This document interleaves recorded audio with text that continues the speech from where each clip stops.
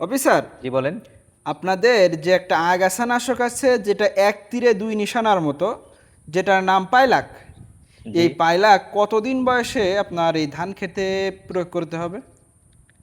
সুন্দর একটা প্রশ্ন করেছেন।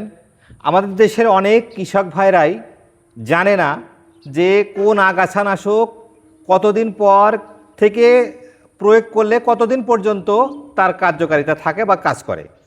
তো আমাদের যে প্রোডাক্টটা আছে পাইলাক, এই পাইলাকটা আপনার এই ধান রোপণের 3 থেকে 10 দিনের ভিতরে আপনাকে ধান খেতে প্রয়োগ করতে হবে। ধান খেতে প্রয়োগ করার সুবিধা হচ্ছে যে প্রয়োগ করলে আপনার যখন ঘোলা পানিটা নিচে চলে যাবে এবং উপরে পরিষ্কার পানিটা থাকবে, তখন আপনি যখন ছিটাবেন তখন এর উপরের প্রলেপটা দিবে। দেওয়ার পরে আপনার হচ্ছে যে কাজ করা শুরু করতে কোনো ধরনের ফোটা ঘাস এতে ফুটবে না, এবং যদি দুটো একটা ফুটে যায় সেটা নষ্ট করে দিবে।